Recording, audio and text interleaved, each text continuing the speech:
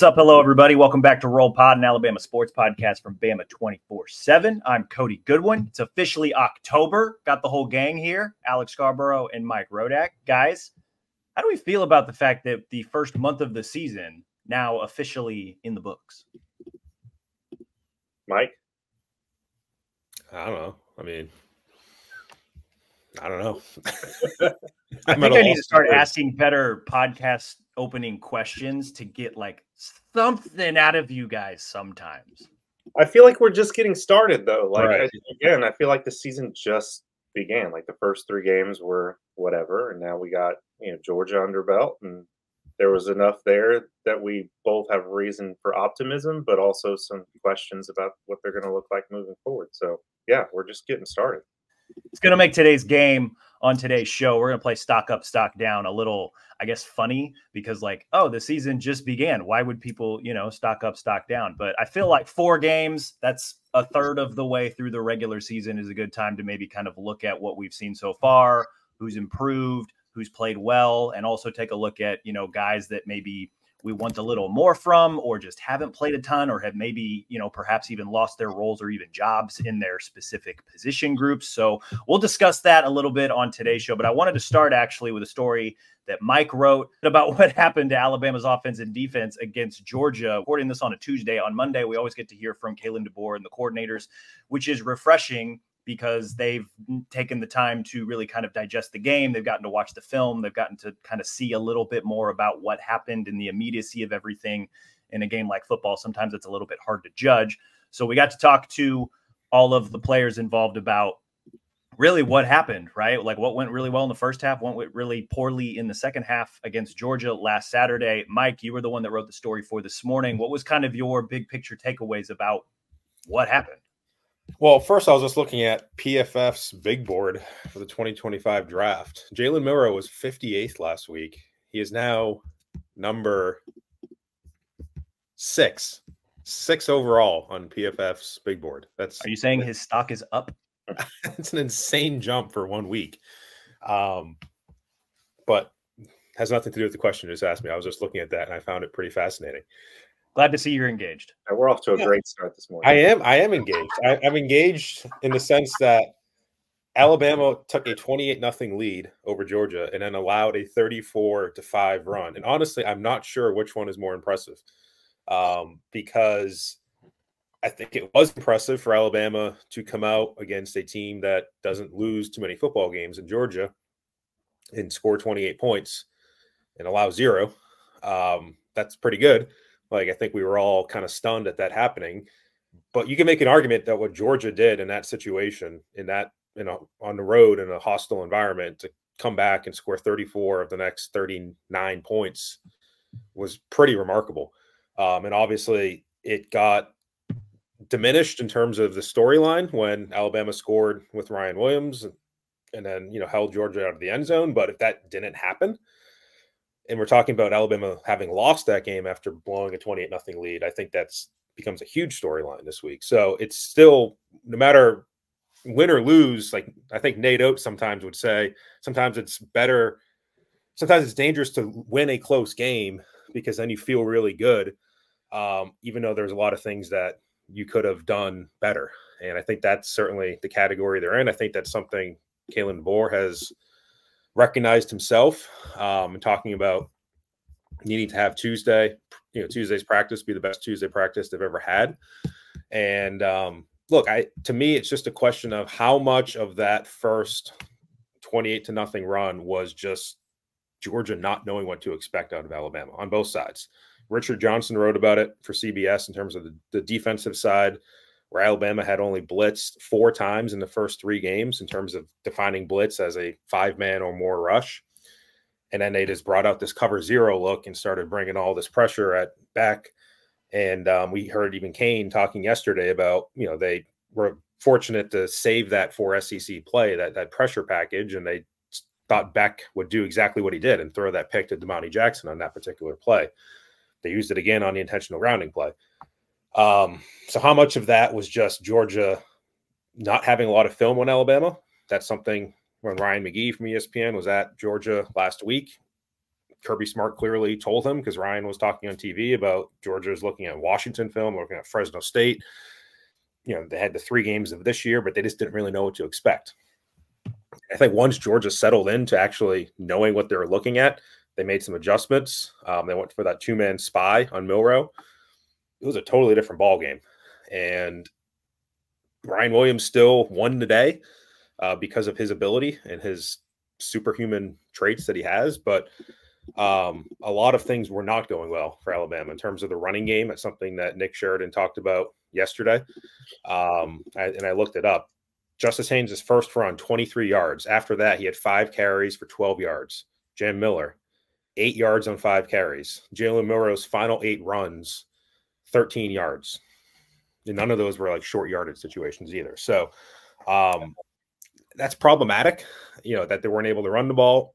They weren't even able to pass the ball until, you know, Ryan Williams' catch there. So DeBoer's right that if they had made a stop on 4th down, or if Dupree hadn't, you know, dropped or, you know, careened the ball off himself, then maybe it's a different game and it's not close. But that was certainly concerning, you know, 34-5 run. It looked like a totally different team, and that's kind of what I got into. You did a good job just kind of outlining a lot of what both Nick Sheridan and Kane Womack, offensive and defensive coordinator, said. Alex, what were kind of your thoughts / reaction to maybe some of their comments? Yeah, I thought it was interesting, especially what Nick Sheridan said about the running game and really pointing toward the offensive line being the issue there. Not that the running backs were not hitting a hole that was there, that the run blocking just has not been what they want it to be. I'm a little bit more optimistic that you can fix run blocking as opposed to pass blocking. So maybe that's the bright side of looking at it. But yeah, that was really, to me, the missing thing, because then you can just take the air out of the ball and, you know, go home with the ball and your game's over. But because you can't put the game away, you let Georgia come back like that. Now, granted, like, the thing I do is I take a step back and I say, look, it's freaking Georgia. They were the #1 team in the coaches poll. They're probably the most talented team in the country, if not Ohio State. So, yeah, they figured something out. They're really good. And you still found a way to win. So I don't it'll be interesting to see this Vanderbilt game, how they come out. I think it'll tell us how they viewed the second half, whether they took that seriously, that, hey, this was an alarm bell we've got to answer, or not. And then they sleepwalk through Diego Pavia running all the way around them. So very curious to see how that turns out. And to me, I don't want to go totally down the road of like Alabama just completely put it all out there in that first quarter. But you do have to wonder, now there's more film on Alabama, and there's going to be more film as weeks go on. How do other teams kind of take advantage of that? I think Tennessee, as we've mentioned, I'm sure is looking at what happened in the second half and what Georgia was able to do offensively. And I think it reflects really well on Nick Sheridan and Kane Womack and their staffs that they were able to put this game plan together to go out and start really fast against Georgia. But it reflects really well on Georgia for being able to make the adjustments and do what they needed to do.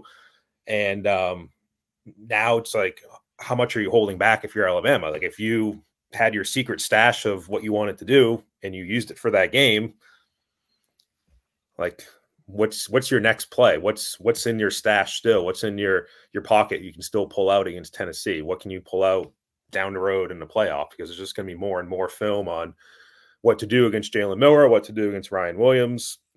We heard DeBoer talk about that thing after the game, that you can't just have Ryan Williams because defenses will just learn to shut him down. And you have to have other parts of your offense. And that's why he was happy with the 11 different receivers who caught passes. But defensive coaches right now are figuring out how to stop Ryan Williams and figuring out how to stop Jalen Miller. If they can do both, then this offense, I think, is in trouble. But it's hard to do both too. That's what Kirby said. It's you have to kind of pick your poison. So how teams approach that will be interesting, you know, because I think they're probably going to prioritize stopping Milroe's running attack and then just taking their chances with Ryan Williams in the passing game. But we'll see. Yeah, I was asked that question on a radio show yesterday. You know, what happens when Ryan Williams is shut down? And I said, are we sure that's going to happen? Right. Because Kirby Smart's probably the best defensive coach in college football, has the most talent on defense. And even he said, look, I can't do both things. I can't stop Jalen Milroe and stop Ryan Williams. I have to account for that. So uh, I'm very curious to see how other defensive coordinators play that, because that could signal a huge season for Ryan Williams if teams just say, look, we can't commit a safety to stopping him if we got to account for Milroe in the box. So, yeah, I thought that was pretty telling. It may take a team with a very unique personnel makeup to be able to pull that off, right? Can you stick a corner or a safety or something on Ryan Williams to make life more difficult so then you can commit more resources to containing / stopping Milroe? Or do you live with your run defense against Milroe and the running backs and commit more resources to taking away the big play in Ryan Williams? That's a very interesting chess match. And the thing, one of the things I remember we were talking about before this game is like, what is Alabama's counterpunch when Georgia starts to take things away? I think we saw in this game not really much in the way of a counterpunch, at least in the second half. Like, I know that, the run game struggled, and, Georgia's obviously very, very good about that. And it took a Ryan Williams counterpunch for them to win. But that's another thing that I'm going to be monitoring going forward is, who's going to be that second and third receiver to step up. Can they get the running backs involved a little bit more? These are, some of the thoughts that maybe came to my mind, because it seemed like, and it sounded like when listening to DeBoer and Nick Sheridan talk, I don't want to say the offense ran out of plays, but they kind of ran out of at least tricks that they knew would work in the second half offensively. And then defensively, it sounded a little bit like once Carson Beck figured out the defense that they were maybe a little bit slower to adjust. And then, also there's the idea that, like you said, Alex, it's still Georgia. Like, they got a lot of good players. They can execute. We got to give them their props for that. I also am curious, does a healthy Michael Williams change the complexion of the game because he's able to pressure Jalen Milroe? And we're going to find that out even if they don't play Georgia, because James Pierce is that dude for Tennessee. If you have a really athletic, really talented edge rusher, does that sort of account make a difference in that, pick your poison type thing they got going on with Milroe and Williams? Yeah, if you can get some sort of pressure with a 3 or 4 man pass rush, have 2 spies and 6 guys back, then you're in business. I think you can put extra attention on Ryan Williams if you're only have 5 in the box. And then the question is, can Alabama run against that? If teams go lighter like that. So they haven't totally shown it yet. I mean, maybe the Wisconsin game, but they didn't run well against South Florida. They didn't run well against Georgia. Western Kentucky is whatever. I mean, they still need to show that. And we'll get into stock up and stock down, but you can probably go understand where I'm getting at with that. The lingering question I guess I had coming out of the press conference, how deep's the playbook, right? Like, how much more can we see on both sides of the ball, right? Like, how many more pressure packages and other fun, exotic looks does Kane Wommack have in his holster? And how many other, how much more install is there in this playbook? Kalen DeBoer has famously said, like, there's a lot of plays. There's a lot of stuff that we can do here. We kind of have to see the next iteration of this thing. I mean, maybe they save the next iteration of it, I suppose, for the Tennessee game, but I'd like to feel confident going into that game that there are other buttons that they can press, especially against a defense like that. And you know what really stood out to me too was Nick Sheridan's answer on Jalen Williams on Jalen Milroe in terms of, it wasn't, somebody asked him, is the sky the limit with what Milroe can do? Which is kind of a weird question. I think most players would probably say, yeah, sky's the limit. Like, anything is possible. And then Sheridan answered, I don't know if I would use those terms. And then he basically went into what happened in the past has no impact in the game this Saturday. And saying the completion percentage of previous games has no impact, and just basically wiping the slate clean of whatever Milroe did in this game. And I think part of that's just psychological in terms of what Sheridan's trying to do. But at the same time, like, it's interesting. Like, there's still, the coaches keep talking in terms of like what is still out there for Jalen Milroe. DeBoer's done it a lot too.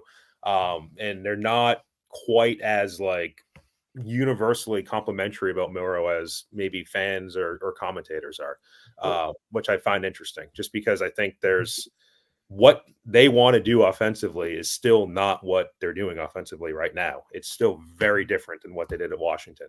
And I think there's probably, this is just me talking, I think there's probably some level of fear of that getting figured out. And then how do we get to what we really want to get to? That's what was so tantalizing about the first half is because you saw glimpses of the whole thing, and you did see the sweeps, the motions, the timing in the passing game, the short to intermediate passes. All of those things were there, but then we got to acknowledge they went away. Right. So I'm guessing that Sheridan is not a glass half full guy. I think it's safe to say he'd appreciate the question, but I don't. I think that's how he'd answer it. So I think it's probably more psychological, but I do think there's a lot left for Milrow to prove, especially in terms of just sitting in the pocket and taking apart the defense, because that's essentially what Georgia dared him to do in the second half, and they did not do it. They talked about how they like worked in the bye week of trying to get Milrow to throw receivers open. Like that was one of their big things. And DeBoer talked about it with how that last throw to Ryan Williams was an example of how he was doing things better in terms of ball placement and giving the receiver a chance for it. So there's, even as good as everybody looked at those first 3 games from Milrow as being, like, you could tell there were still a lot of things that they wanted to fix with him. And I think that still rings true, even as good as this past game looked. And also, DeBoer made the comment that the touchdown pass to Jam Miller, as beautiful as it was, as great of a play as it was, the thing DeBoer said was that when Milrow decided to cock back and throw, he just didn't think about it, right? Like, he just went and did it. And that's also more of what he wants to see. And to Alex's point, we saw a lot of that in the first half. Can you sustain that throughout an entire game? And if you can do that, that's when Milrow truly becomes the nightmare playmaker that defenses will have no answer for. Like, that's kind of what we're talking about, leveling up on Sunday. That's part of what the next, I think, level for Milrow is. If you can consistently do that over the course of a game, in addition to everything he can do with his feet, manipulating defenses, scrambling, all that stuff. Whew, that's a terrifying thought if you're an opposing defensive coordinator. Let's play a game. Stock up, stock down. 4 games into the 2024 season. Feel like that's a good time to look at who has played well, who's maybe punched above their weight a little bit, who has impressed us so far for Alabama. Also can take a look at, obviously, the stock down portion of it, guys that maybe haven't played as much as we thought, guys that maybe have lost jobs or roles within their rotation of the specific group. Couple of ground rules, though. We are excluding the star quarterback, Jalen Milrow, and the star receiver, Ryan Williams, because, stock appears to be very high for those two. So we're going to talk about some other players that have caught our eye, for better and for worse, through the first 4 weeks. Alex, I'll throw it to you first. Let's start with stock up. Who's your stock up player through the first 4 weeks? I'm going to cheat and take 2 players. I'm going to take both offensive tackles. I think Caden Proctor, when he came back in the lineup, everything changed. I don't think there's any other way of looking at that. He's looking like the question we had going into the season was, are you the guy at the beginning of last season that really struggled, or are you the guy at the end of the season who figured it out? He appears to be the guy who figured it out. And, oh, by the way, we can't forget the backdrop of transferring to Iowa, transferring back, all the hullabaloo with that missing the spring. I think it's really impressive and should be said that, like, this guy's playing at a very high level right now. I think he only allowed 1 pressure against Georgia, if I saw that correctly. So he's really settled everything. I think you can make the argument on offense he's one of the most valuable players because of the domino effect of his presence, given what we saw against South Florida and what we saw immediately after that. And then Elijah Pritchett, a guy who I was in the offseason expected more, and then when the season played out, I was like, I don't know if we're going to see it. And he's really come in and been solid and replaced Wilkenformby at right tackle and has not been a liability in any sense. And I think he even brings a little bit of something in terms of toughness up front on the offensive line. So I think those two, while we will probably talk about the running game needing to improve and how that's incumbent on those offensive linemen, we also have to remember how shaky the pass protection was a year ago and even earlier in the season, and that has not been the case lately. So I think those two deserve a lot of credit. Across 2 games with both Proctor and Pritchett at the starting left and right tackles, respectively, they have allowed a grand total of 2 pressures. Now, one of those was against Wisconsin, obviously, but that's this game against Georgia. I thought they played really, really well. I agree with you, Alex. I really like that pick. There's still a lot of really good guys on that line, right? Like, Michael Williams wasn't healthy, but Jalen Walker is still a dude that can do a lot of stuff. They were sending various forms of pressure at Milrow, and the tackles held up. And they've just, I guess, I don't know. When I think of the offensive line, you don't want their names to get called during a game unless there's just a nasty block that you can't ignore, right? We didn't say their names hardly at all. The offensive line as a unit did not give up a sack against Georgia. They only gave up a handful of pressures. There were really only a few times that Milroe found himself scrambling. And some of that, I think, was Georgia just sending extra guys and sending pressure at them. Mike, what do you think about the way that the tackles specifically have been playing in the 2 games that these 2 guys have been playing together? Yeah, I mean, Proctor was one of my picks for stock up, so I will avoid him when I make my actual pick. But I agree. That's where kind of my mind went as well. And this is all based on framing, like stock up and stock down. I think if we're defining it as how they performed against preseason expectations, we all talked about tackle as a potential liability, this year. And I don't know if that's been completely put to bed and completely solved, probably more on the right side than the left side. But I think the left side is in a better spot. And, that's obviously Proctor's spot. And I think the problems that he had early last season haven't shown up again. And we haven't been talking about him. We haven't been watching those glaring, rushes off the edge. There's obviously a lot of different things that go into that. Jalen Miller getting rid of the ball certainly helps. He's better. And if Jalen Miller was sitting back there like he was at some points early last year and Proctor's getting beat, there's a symbiotic failure that's going on there. So there's a lot of things that go into offensive line play. But yeah, I think Proctor's, penalties too, haven't really heard his name called for penalties, which is always a good thing. And, I think people probably overreacted to Wilkin Formby's bad game, probably more than they should have. I think they probably overreacted to Elijah Pritchett's good ending of that South Florida game more than they should have. But I think overall the right tackle spot is okay. I don't think it's a strength, but I don't think it's a glaring liability right now either. But all they ever needed was okay at right tackle. Right. You look at the other 4 spots. That's been my stance from the beginning. Is look, I don't think they're ever going to be. JC Latham. Yeah. I don't think it was gonna happen. It's still a step down from Latham and from Evan Neal played right tackle a few years ago. Like it's not that. I don't think it's that. I don't know if it's going to be that by the end of the year. But I also don't think it needs to be that. Right. I think this is kind of a short-term thing because they have a very good offensive line class coming in next year. I think long-term they can solve their problems with different players. I don't know if Pritchett and Formby are long-term solutions, but if they work this year for some combination of them, then I think, that's fine. And Alex stole where you were thinking. Do you need a second to think of another player? There's there's a lot of different directions you can go. I mean, personally, my pick was Jihad Campbell, and I'm not going to give him like overwhelming credit for his interception. I think Carson Beck just threw it right to him. Yeah, that ball caught him. Right. Yeah. So it was a pass intended to Jihad Campbell that Jihad Campbell caught. So you can add him to the offensive stats for this year. But 1 target, 1 catch.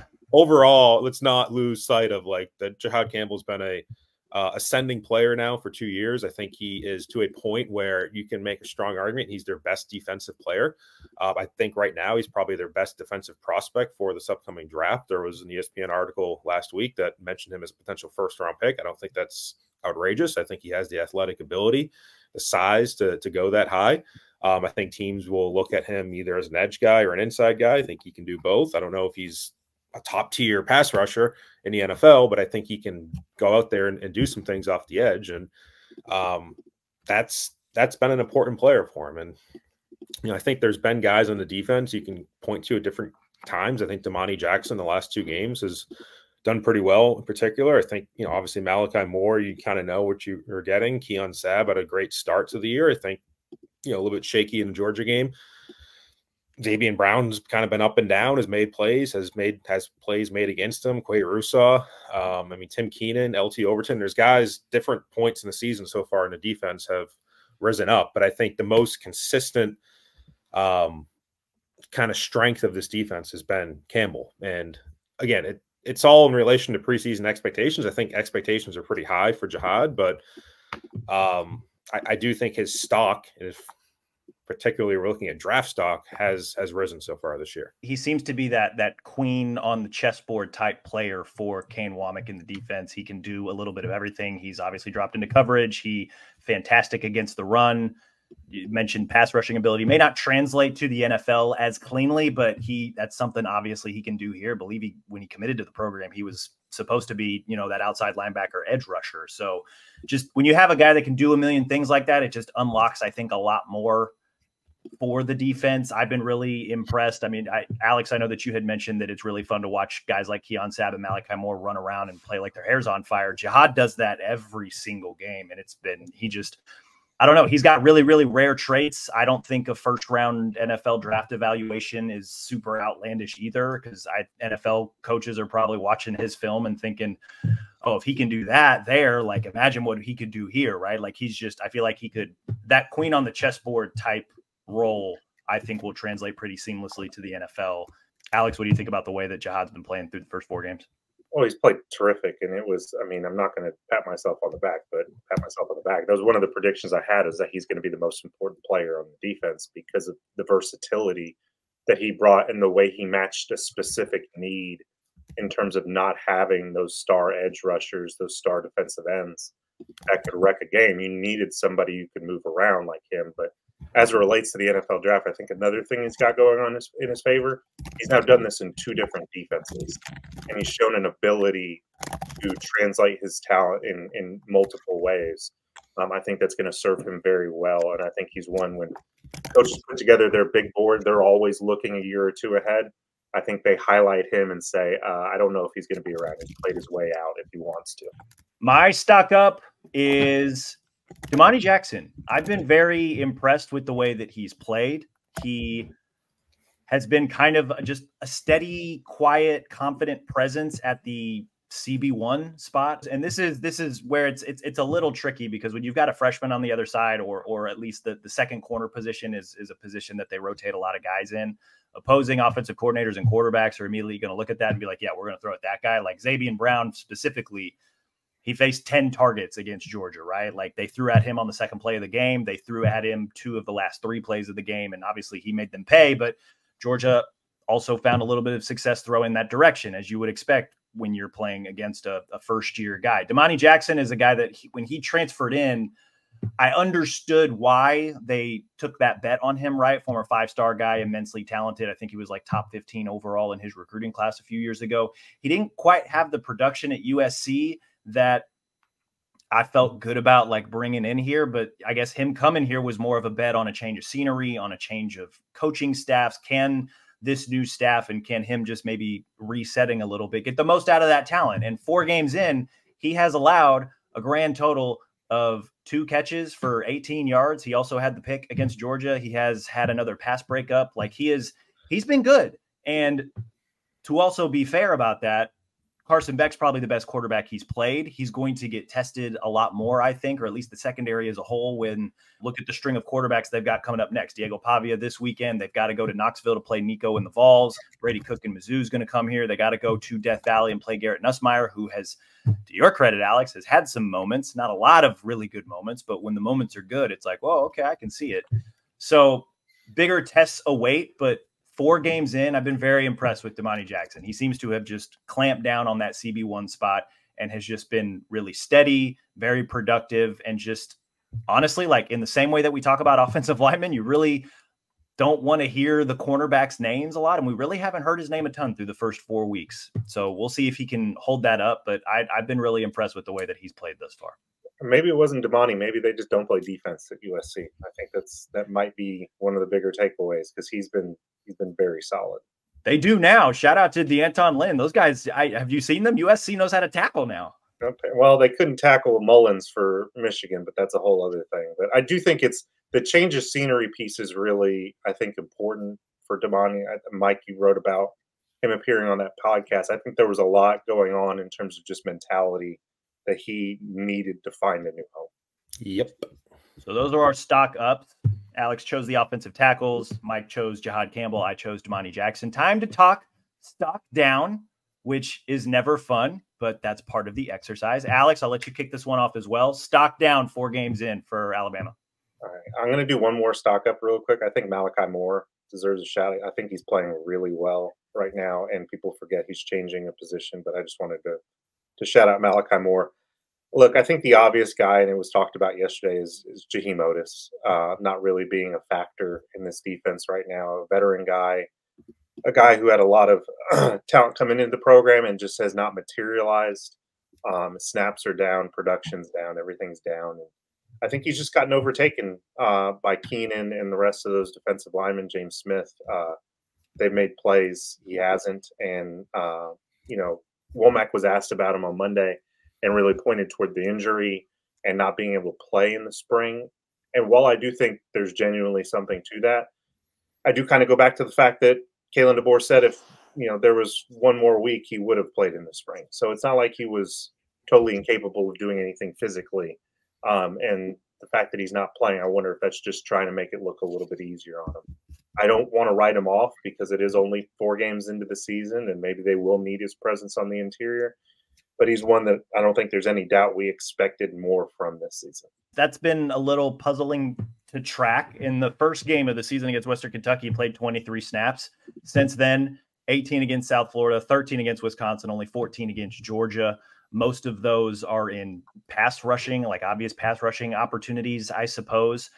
And he's kind of interesting because I know last year, Saban and Freddie Roach and just the defensive brain trust there liked his versatility. Like he could play inside, he could play outside, he could rush the passer. He could there's just, he tends to do well against the run. He's disruptive when he's on the field. I think the weird part about this season is that he just really hasn't been on the field all that much. And I think you hit on it, like that rotation's pretty deep at D-line, right? Like I don't know that they view him as a bandit position. That's more LT Overton and Jamarian Latham, which kind of limits maybe the opportunities where he can see the field. And when you've got Tim Keenan and Tim Smith and to even lesser extents, James Smith and Damon Payne Jr. also playing really well as well. It's like, okay, like where can this guy steal snaps and opportunities? Mike, you're kind of nodding yes. Like what do we make of Jaheim Otis not playing as much 4 games in? I feel like it's one of those guys that maybe got overhyped as a recruit because of his size. Everybody was kind of excited about a 8th grader when he first got offered by Alabama way back then, who was at that point like 6'4" and like 275 pounds. And everybody said, when he was in high school and he's 400 something pounds and 6'6", and everybody's like, yeah, how can you stop this guy? It's clearly an SEC player, but sometimes size doesn't always translate to success. And he needed to lose weight when he got to Alabama, and to his credit, he did that. And he flashed a little bit as a freshman, and then he got hurt and had the knee thing that he was working through last year, and was out for the spring. And at some point, I think the injury probably doesn't tell the whole story. I think it tells part of the story right now, but sometimes it's just like you need to do more than just be big. And what is he doing more than just being big is the question for me, because we've seen Keenan be disruptive. We've seen James Smith be disruptive at times. Like, you got to go out there and actually do something. And I just don't, even when he's played the last year and a quarter now, like, just haven't seen that. So I don't say he was overrated, but I think like sometimes you get overhyped a little bit when you're just kind of off the charts as a middle schooler. Yeah. It wasn't like he was a 5-star prospect either. It's not like we're talking about Keon Keeley. Like Otis was kind of a middle of the pack 4-star type of prospect by the time that he was, actually coming out. If you want the optimistic view of this, I suppose like it's nice to have that guy as anywhere from the 3rd to 5th guy in the defensive line rotation. So if there is any sort of attrition there, you've got a guy who's got that experience, right? He started a lot as a freshman. He dealt with injuries last year, so he didn't start as much, but he's got that playing experience. So it's just a weird development, right? And credit the guys who have usurped him in the rotation, but maybe he's got a moment here and there still in him that he can ascend back to maybe that number 2, number 3 spot. He's listed as an or on the most recent depth chart. I know that was Saturday before kickoff, so the coach, I don't, maybe that's just the coach is not updating the depth chart because he only ended up playing 14 snaps, but or the SID is not updating the depth chart more than likely. Could be that. I don't want to put too much stock into that personally, but right. But I mean, that kind of shows where maybe the coaches viewed him at the start of the season. And since then, that's where it's been a little confusing in terms of snap count. Yeah. I mean, he was a really big dude, a man among boys playing high school football in Mississippi. I think it's a different story in the SEC. He's a man amongst men. He can be disruptive, but primarily a space eater. That's, does that fit into Kane Womack's defense? Only 2 of those spots as opposed to 3 of them in Saban's. Mike, who's your stock down? So again, this all goes back to preseason expectations, and I think you can do the stock down based on recruiting expectations, which is probably where Otis comes into play. That's where a guy like Keeley would come into a play. That's where, right down the list, Jalil Hurley and all these guys that haven't quite come on. To me, I'm torn between 2 different guys for stock down, but both of them have played. And again, this is based on preseason expectations. I'm torn between Justice Haynes and Kendrick Law, because I think a lot of the conversation going into this year was about those 2 players. And, Haynes was, in terms of coaches, preseason All SEC, he was on that list with the 3rd team. I think the media probably even looked at him higher than that. I mean, just the preseason All SEC from the media had Justice Haynes at the 3rd team as well. But was Kendrick Law on that list? No. But in either case, people were talking about them. I think they were on the list of like breakout candidates. Haynes was definitely a breakout candidate type of player. We all saw the flashes of it last year, even the Michigan game when he came in the second half and kind of looked like, all right, here's a dude. But overall, like, this running game doesn't feel a whole lot different than, what it was last year, with McClellan and Roydell Williams. Like, it doesn't feel more explosive. Maybe those couple runs earlier in the year. And that's kind of where Haynes' stats get skewed, because you look at Haynes' stats right now, and he has 200 yards on 25 carries, which is an 8-yard per carry average. However, he has an 85-yard touchdown run against Western Kentucky. And so if you take that away, you have 24 carries for 115 yards, which is a 4.7-yard average, which is not particularly notable. And you only played the 2 carries against Wisconsin. Like I said, he had a 23-yard run to begin the Georgia game, and after that did very little. Obviously, as anything else in football there's multifaceted things that go into this with the offensive line, as Nick Sheridan talked about, and the snaps and the play calling and all that. But if you're asking me, like, the overall impact that Justice Haynes has had after 4 games compared to what I expected it to be, it's less. And so that's why I guess I would pick stock down. But as we've mentioned, like, if you're doing buy, sell, hold, he's definitely more of a hold. Let's just see where this goes. Whereas I think, to me, the clock is ticking a little bit more on Kendrick Law, because the injury, we'll have to see how that kind of unfolds here, that he came out of the Georgia game with. But B, the more that Ryan Williams becomes Ryan Williams, and he's your number 1 guy, and Jeremy Bernard's a guy I don't think you're going to take off the field very much either, even though he's not quite as productive. Where are those opportunities going to come from for Kendrick Law? It was always a little bit of a question going into the year if they were going to play 2 tight ends, or if they're going to put Cole Adams on the field, if they're going to put Kobe Prentice on the field. Where was that spot for Kendrick Law? I think we've seen that play out with how many catches? He has 3 catches this year. Yeah. I mean, and had that, you kind of try to put him out there for a trick play, and just, you're trying a little hard at some point. And for him as a junior, like, his clock's ticking. He's a true junior. He has a year and whatever's left of this year left. And I would really wonder just where this all goes with him, if this offense is going to be what this offense has been so far, which is not particularly prolific in the passing game. Like, they're not going to throw the ball 40, 50 times a game. Then where are those opportunities going to come from him this year? And if they don't come this year, where is he playing next year? I think is kind of the question for me. Whereas I think, like, Justice Haynes has a much longer runway at this point. But I would wonder about Kendrick Law. I will push back on Law potentially being stocked down, because he clearly has a defined role as a dirty work guy. I don't know if you guys went and watched the replay, but there were multiple times, multiple big plays for Alabama. The Justice Haynes big run, a couple of big runs by Milroe, the first touchdown run, like, he blocks. And I don't know that they're going to take him off the field if he's more than willing to do that. Oh, he's been off the field, though. I mean, how many snaps has he played? It hasn't been. He's played the 3rd most snaps of the Alabama receivers. You got Bernard, Williams, and then Kendrick Law is 3rd. He's only played 81 snaps through 4 games, Right. So I know they like to mix in multiple tight ends. Sometimes they do both running backs on the field, but I understand from a production standpoint why it might be stocked down, but he plays, and he's important. 20 snaps a game, which is not overwhelming. And I think as much as any receiver is going to say the right things and like, I want to be a good blocker, and he is, receivers are not built to just block. Like every receiver on planet Earth wants to catch passes and sees themselves as a guy who can catch passes. So the fact that he's not doing that, I'm not saying it's his fault, but in terms of where we expected him to be, how big of a role we expect him to have in this offense, I don't know if we just expected him to be a blocker with 3 catches. That's where I'm at on him.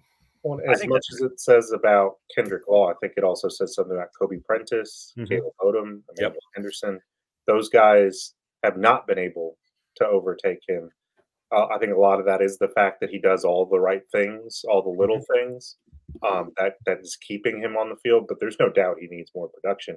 I think the curious thing to me is why haven't we seen more production outside of the passing game? Why not jet sweeps, bubble screens, extended handoff type things where we know he's good in space with the ball in his hand? Like we've seen that enough to be able to say that. That hasn't really materialized very much. Maybe that's a thing they try to develop more, but yeah, very curious why. Look, if he's not getting open, he's not getting open. But I think there's a way with a guy with his skill set to get him open. The guy we've seen do some of that is Jeremy Bernard, probably more than Law even. Yes. But yeah, obviously you get to a point where it's like you want to run the ball more, you want to pass the ball more, you want to give it to your running backs more, you want to give it to Kendrick Law more. Like you can't so many balls. Right. There's only so many balls to go around. And as we've talked about before, a large number of those balls are staying in Jalen Milroe's hands, for better or worse. Whether it's a 1-yard gain or a 50-yard gain, a lot of those are staying in Milroe's hands. And those are balls that, without Milroe, if you put generic quarterback number 1 at quarterback, then it's going to be a different story. And those balls are going to other people. So that is just how this offense is going to be. I don't think that's going to be able to change. But I think we talked about it going into the year. Like as excited as people were about all these receivers, Caleb Odom and Law and Prentice, and I was over the moon about Cole Adams. Like there's no possible way you can get that many guys involved. And even when they are trying to rotate all 6-7 guys through, then there's questions of why are you taking Ryan Williams off the field?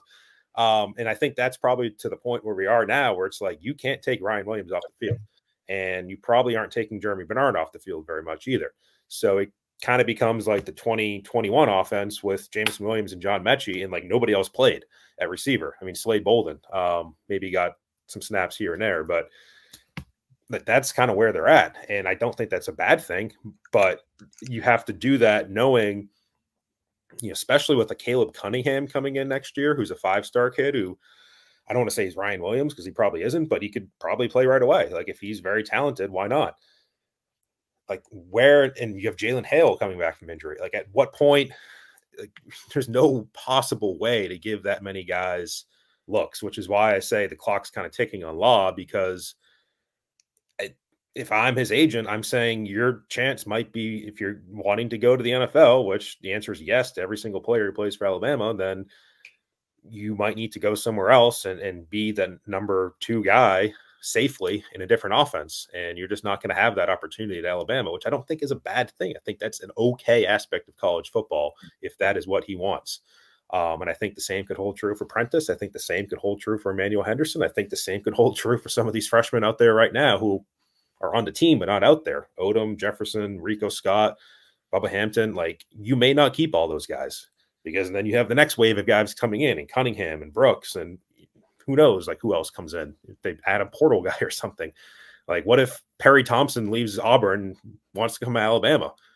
What are you going to do, say no because you have Bubba Hampton? Like at some point you have to just pick a few guys and just take them. And that may leave a guy like Kendrick Law in the dust. And that's just how it works. I think somebody might have predicted somewhere that CJ Dupree would have more catches than Kendrick Law for 4 games.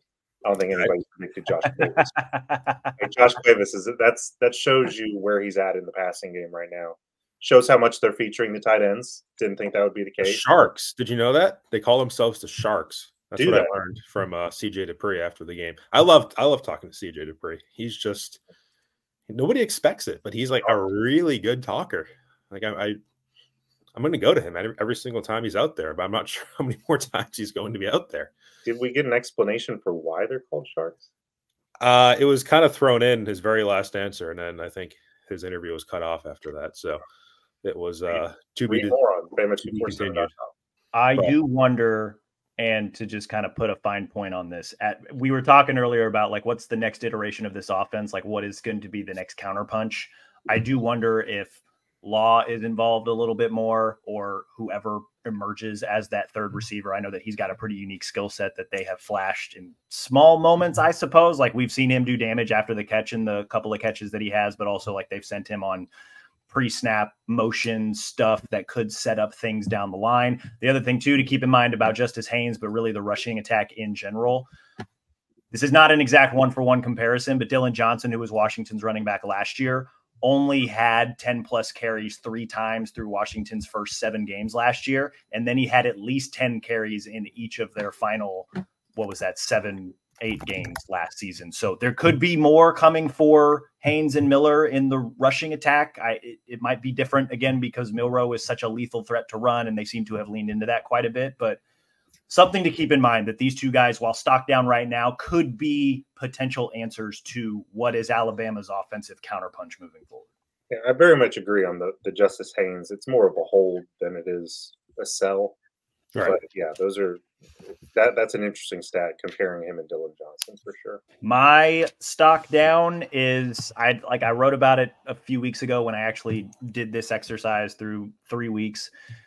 Jaleel Hurley, man, like they are rotating a ton at defensive back between Damani Jackson and Xavier Brown and Deshaun Jones and Jalen Mbakwe, and Zay Mincy even got a lot of run in the first few games. Jaleel Hurley has not.